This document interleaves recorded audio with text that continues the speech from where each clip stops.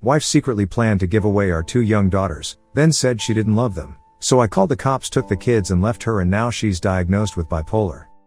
My wife and I have been together since college and got married a little while after she graduated. When we first got together, she told me she didn't really like kids, and while I was a little disappointed, I didn't care too much about it. I didn't feel very strongly about it either way. We were very in love and things were perfect for a good while. Her birth control failed 6 years ago, and I told her that I would support whatever choice she made. She scheduled an abortion, but backed out the day before, and we became loving and enthusiastic parents. Later on down the road, she decided she wanted another child, and so we had our second daughter. They are 5 and 3 years old, and absolutely perfect.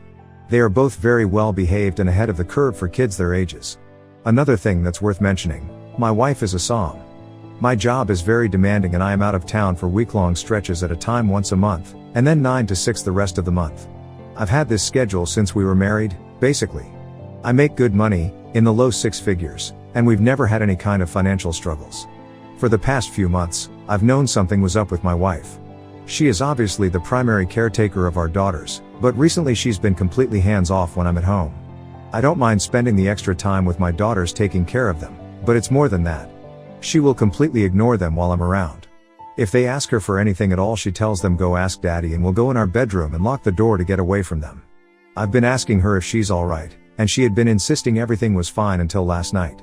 After we put the kids to bed, she came to me and sat me down at the table.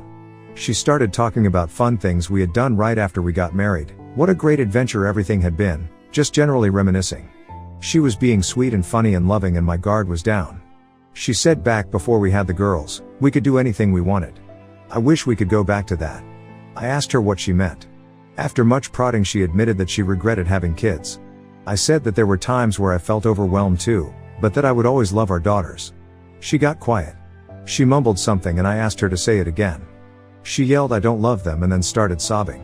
I sat there with my mouth hanging open. She composed herself and then started talking again. She was saying how she had been looking into adoption agencies and foster care. She had contacted one agency already. She was making plans to give away my children. I continued to listen, too dumbfounded to say a word, as she babbled on about how amazing it's going to be to have our lives back, how great our relationship will be when we don't have kids anymore. I didn't know what to do. I let her talk herself out, and when she went to bed I went and got my babies, packed some things, and drove to my mother's house. I called in sick to work today. I told them I'd probably be out the rest of the week. I have a ton of missed calls, voicemails, and texts from my wife. I haven't looked at any of them. I've spent the day talking to my mom about things and keeping the girls occupied. My mom doesn't know what to do either. I'm thinking I have a couple of options: start calling lawyers or start calling mental health professionals. Maybe both. I don't know if she's having some kind of psychotic delusion or if she's just that awful of a person. I really don't want to go back home to her now. Ever. I'm thinking divorce is the best choice, but I can't take care of my kids on my own. What should my next move be? Should I try to call my wife? Edit, she's not at home all the time with them. They go to pre-K for 6 hours a day 4 days a week. My mom takes them pretty much every other weekend. She gets a lot of time to herself, even though it could be more, and on nights when I'm home she goes out with her friends often, and lately when I'm home she doesn't see the kids at all. It's still possible that she's overwhelmed, but she's not the isolated barefoot and pregnant chained to the stove woman you're picturing here. We've both always been pretty low libido. I would say we have sex once a week and we try to have a date night every other week, leaving the girls with my mother. We are very affectionate towards one another. She graduated with an art degree. When we first got married she was working as a teacher. She taught English and art in a local high school. She hated it, and she quit when she was pregnant with our first. She has a studio in our house, basically an extra bedroom with all her art stuff in it that the kids aren't allowed in, and she paints when the kids are out of the house. She feels like her degree is useless, but told me she wasn't interested in going back to school. We used to pay for a weekly maid service, but my wife decided she didn't want to spare the expense. I'm just looking for input right now. Honestly, I feel like her response to this situation was completely out of line and nearly unbelievable, and I'm not sure I want to continue a relationship with someone who considers giving away her kids before even asking for help. She has consistently denied that anything was wrong and apparently put up a front to make me think that she wasn't struggling.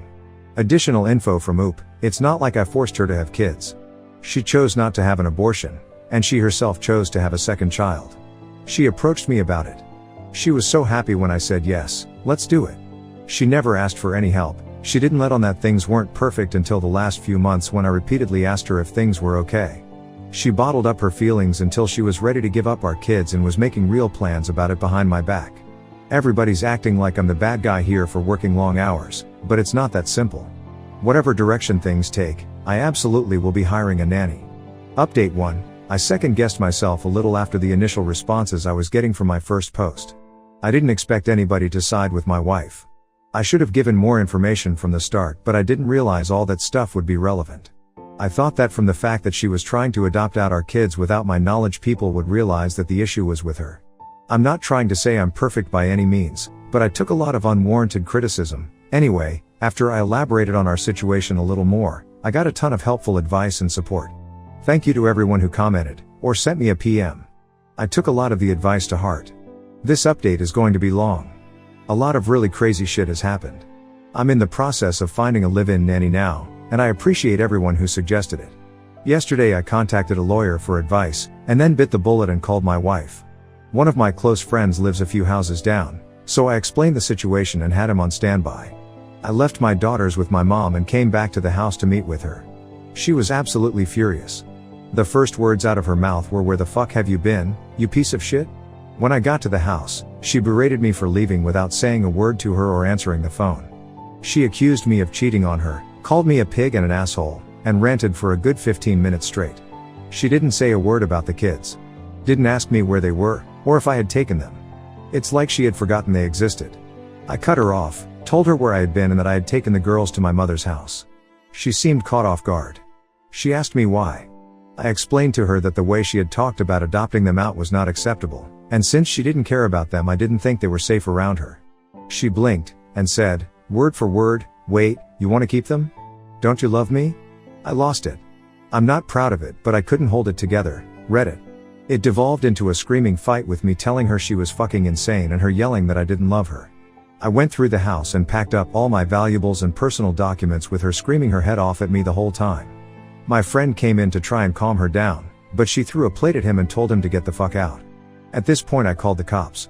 She dug her hole deeper by punching one of the cops, and then biting the other once she was cuffed. I am now 100% certain that she's having some kind of psychotic break.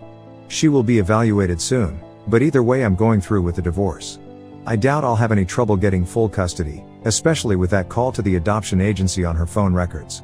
After my wife was arrested, I cleaned up the house and brought my daughters back home. They haven't asked where mommy is yet, but I don't know what to tell them when they do. I'm looking into taking a lower responsibility role at work, at least to where I'm not gone for a whole week at a time. I will still be heavily reliant on a nanny, but I can't stand the thought of my daughters not having a parent there to put them to bed every night. Edit 1. Growing up my father was a schizophrenic. I'm not interested in putting my daughters through what I went through. Even if she gets treatment, it will be a constant worry for me. If she had cancer, or some other illness, it wouldn't affect her love for our daughters. I wouldn't have to worry that she would murder them or abandon them or hurt them when I wasn't around. That's the difference. Edit 2. I called my mom and she said she told my daughters that their mommy had to go on a trip for a little while. That's why they haven't asked about her so far. Update 2. It's been a good while since my last update, but things are progressing, so I figured I'd post something. My wife has been diagnosed with bipolar disorder. She is undergoing extensive therapy and trying to work out her legal issues as well. I'm still not sure what direction that is going to take. My wife's parents have been helping her with legal arrangements as she refuses help from me, and didn't even want to use my insurance to help with her medical bills. She ended up having to anyway, and I've been sending her parents money to help with paying what's left over. We mutually decided to go ahead with the divorce. She didn't want custody of our daughters, or even visitation. I practically begged her to at least come to their birthdays and holidays, but she said no. I'm hoping that it's a symptom of her illness and that once she progresses through her treatment enough she will change her mind, but I'm not going to hold my breath. I found a wonderful au pair who is fantastic with my daughters. According to her, they're very self-sufficient and don't need much help with keeping themselves entertained or anything really. I suspect my wife had been ignoring the girls even when I wasn't around. They've been constantly asking me when mommy is coming back and I don't know what to tell them. I have to try really hard not to cry in front of them because I don't want them to worry about me. We've been going to family therapy together but still haven't found a way to explain that mommy might never come back, or she may show back up and not be nice, or she may show back up and be her old self again. My friend, the one she threw a plate at, and his wife and kids have been hanging out at my place a lot to keep us all company. He's been a godsend throughout this whole experience. He decided not to press charges against my wife for the plate thing. This will probably be my last update. The feedback I've gotten from you guys has really helped to ground me during these events. Even just getting validation that I'm not crazy helped. Thanks for everything, Reddit. Next story, Dad's entitled girlfriend ignored my wishes, threw a surprise gender reveal, tricked my friends and Mill, then demanded an apology when I left. I'm pregnant with a baby boy due in November. My fiancé and I didn't care much about the sex of our child, so we didn't make too much noise about it once we found out. The only people we'd informed were our parents, their partners and our siblings. Prior to this, my father's girlfriend of 3 years had been asking me about my plans for a gender reveal party. I've always been clear about not wanting one. When I announced my son's gender to them, she expressed disappointment that I hadn't changed my mind about a party. I don't like gender reveals. Never have, never will. I prefer baby showers, which I think feel more about the actual child. I never tried to hide that opinion, either. Days later, my father's girlfriend invited me over for tea at their apartment. My dad was out of town. When I got there, about a dozen people popped out of hiding to surprise me. There were pink and blue decorations everywhere, which made what was going on pretty clear. As I stood there in shock, my father's girlfriend excitedly told me they were throwing me a surprise gender reveal party. Since I'd already told her, she had taken it upon herself to order a cake with colorful frosting, decorate the apartment and invite a bunch of people over. The guests included her mother, whom I don't get along with, some of her friends, my Mill, not my mom, and 4 of my friends. As I later found out, my Mill and friends had been told I'd changed my mind about gender reveals. I had not. Still in the doorway, I looked over at everyone and said, "It's a boy. You guys can go home now." I left without looking back. Hours later, my father called me furious that I'd ruined the party. He said his girlfriend had put a lot of effort, money and love into planning it, and I should have shown respect and gratitude for it. Apparently, she hadn't stopped crying since I left. It's been almost a week, and they're both still upset. Even after I explained I never wanted that party in the first place, they're insisting I could have sucked it up for an hour, or at least cut the cake. Ida? Comments where Op has replied, commenter, top comment, NTA. This smacks of her trying to prove that she cares about you more than your mom, especially seeing as how either your mom wasn't invited or she turned down the invitation to respect your wishes. She doesn't seem to get that the way to prove she cares about you at all is to actually listen to what you want and don't want. Oop, I asked my mom, she confirmed she wasn't invited. According to my father's girlfriend, she didn't have her number. That's probably true, but I have no idea how she could have gotten my Mills. To another commenter, I think the real reason is that she knew my mom wouldn't back her up. Had my mother been invited, she would have told me everything. She knows I wouldn't want a gender reveal. Commenter, there was cake. You could have deliberately misunderstood and said, "Thank you for the baby shower for my baby boy," and then stayed for cake. Then you could have also, in between bites of cake, acted all confused to the guests and said, "I'm so glad she respected my wishes on not having a gender reveal party and threw me a shower like I preferred," and then went and got another slice of cake. SMH, missed opportunity to have your cake and eat it too. Oop, wouldn't have worked. The moment they all yelled surprise, she said it was a gender reveal. The decorations also made it obvious. My fiancé did get me cake after all this, so I didn't really miss out on that. Commenter, NTA. Is your dad's GF infertile? Does she have kids? Oop, she doesn't have kids, but I have no idea whether she's infertile. Update 1, thank you for all your replies. Especially those who called me the for having a gender reveal. I'm assuming you didn't read my post, but you still cracked me up. All jokes aside, I've been expected to be a pushover for most of my life, older daughter of divorced parents, so it was good to know I was right to stand my ground on this issue. After reading your comments, I've concluded that the only thing I did wrong was leaving without talking to my friends and Mill. They were lied to and put in an awkward position after I left. I did talk to them the next day and apologized, but I wish I'd told them what was going on. A few days ago, my fiancé and I invited my father and his girlfriend over. I told them I was extremely upset with them both, but I wanted to sort this out peacefully. We still ended up fighting. My father agreed with some points I made, but kept insisting that I was ungrateful and owed his girlfriend an apology. She was quiet at first, but started crying about 20 minutes into the fight. My father's girlfriend said she threw the party because she cared about me, and that she'd want one if she was pregnant. She started talking about all the gender reveal videos she'd watched on TikTok, and how happy the parents look in them. She told me she genuinely thought I'd love it, and couldn't understand why I'd been so rude to her. To my surprise, my fiancé was the first to snap at that. He's usually the calm one. He told her to stop calling it my party, since she clearly threw it for herself. I had expressed countless times that I didn't want a gender reveal, and I was well within my rights to leave when she tried to ambush me with one. The fight didn't go on for much longer after that. Near its end, my father asked me why I hadn't at least played along for a while. I told him I went there expecting to spend an hour with someone I've been meaning to get to know better, not to spend my entire afternoon entertaining a dozen people, more than half of whom I either didn't know or didn't like, who got together to talk about my child's privates. I didn't mean to upset anyone, but I had to get out. My father didn't argue with that. There were two main pieces of advice from your comments that I decided to follow. The first was to tell my father's girlfriend she needed to apologize to my friends and Mill for lying to them. She agreed, and they later confirmed she did. Secondly, neither of them will be allowed to meet my son at the hospital when he's born. My father had been looking forward to this, so it wasn't an easy decision, but I made it clear it was final. My father called me the next day to apologize for everything, and I forgave him. I don't expect an apology from his girlfriend, but I'm done feeding that fire. My life is stressful enough as it is.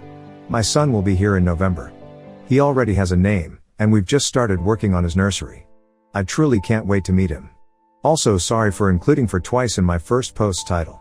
Update 2, February 19, 2025. Hey everyone. It's been a while. Hope it's okay for me to update here. I remember promising myself I'd make a final post as soon as the dust had settled, and I'm pretty sure the time has come. First of all, I'm a mom. My son was born in November, and he turned 3 months old a little over a week ago. He's beautiful and perfect, and I still can't believe he's here.